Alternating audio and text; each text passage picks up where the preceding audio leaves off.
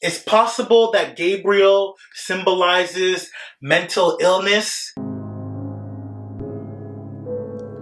I came from uptown, way uptown. I came from uptown, way uptown. I came from uptown, way. Ayy. So I checked out Malignant. This is a horror flick that was directed by James Wan. The film follows a woman named Madison who has visions of people being murdered by a killer out for blood named Gabriel, who's on a mission for revenge against doctors who try to put him on ice as a child. The film starts off in 1993 inside a research hospital where Gabriel, a psychiatric patient, is being treated by Dr. Florence Weaver. She says that he's getting stronger and more malicious, and it's revealed that he has psychic abilities that allow him to control electronic devices and communicate his thoughts through electronics such as radios. After he savagely takes out a few staff members, Dr. Weaver decides to cut out the cancer to resolve the problem. Initially, we're led to believe that Gabriel is Madison's imaginary friend who lives rent-free in her head. But after she visits her adopted mother looking for answers, she watches an old tape of her as a child calling Gabriel the devil because he gave her evil thoughts and visions. It turns out that Gabriel was a malignant tumor made up of teeth, hair, muscle, bone, and tissue that was attached to Madison at birth. It literally looked like she had a mini crypt creeper attached to her back. Gabriel was Madison's deformed, not fully conjoined twin that was attached to her head and spinal cord. He fed off of Madison and her children while she was pregnant to strengthen himself, which caused her past miscarriages. They shared a brain, which gave him the ability to manipulate her mind and overpower her consciousness to take over her body without her ever knowing so that he could get his revenge. Madison had visions of each murder he committed with her body because he was never able to regain his full strength.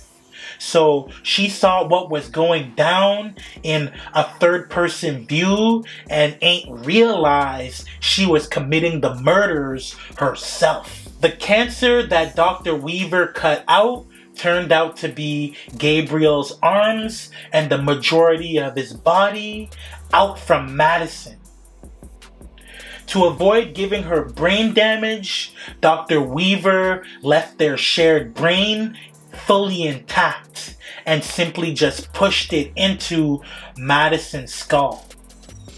But because she took that course of action, Gabriel was never fully terminated at the root. He was simply just suppressed. He stayed dormant inside Madison for years, feeding off of her like a parasite and communicating his evil thoughts with her, but eventually he faded into the back of her mind as an adult.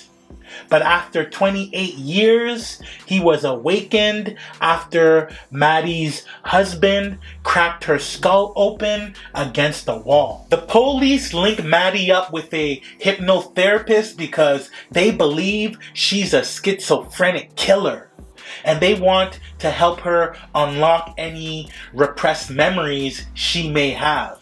This failed, but we do get to see a flashback of Gabriel manipulating Maddie as a child to almost stab her pregnant mom. While at her house, the tour guide that was kidnapped early on by Gabriel falls out of Maddie's attic. The cops end up searching her home and they find a blade made from one of Dr. Weaver's trophies that was used as a murder weapon. So they arrest Madison for the murder of her husband, and the doctors Gabriel bodied. Madison's sister Sydney was desperate to prove her innocence, so she went back to the old research facility and found old tapes which gave insight to Madison's past. It turns out that her birth mother, Serena May, was taken advantage of at 15 years old and became pregnant with Maddie, aka Emily, and Gabriel. Gabriel was created by an event that occurs when two embryos develop inside a womb but fail to separate during pregnancy. One of the twins becomes dominant and continues to develop while the other does not.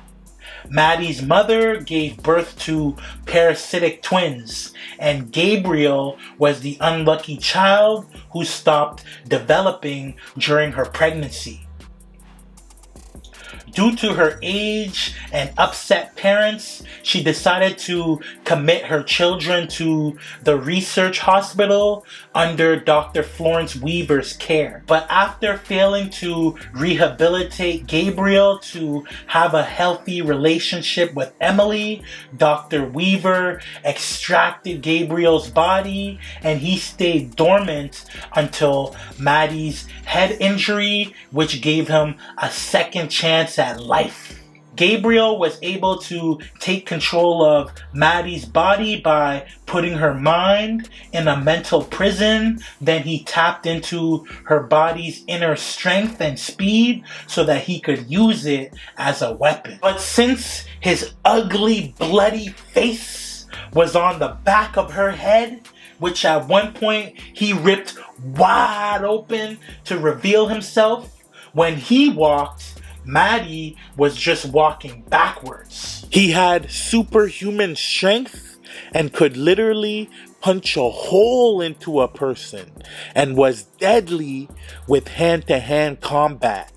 But his weapon of choice was a blade that he made out of one of Dr. Weaver's trophies. By the end of the flick, Gabriel wasted all of the doctors involved in his extraction from Maddie, and we found out that the tour guide that he kidnapped was Serena May, his and Madison's real mom.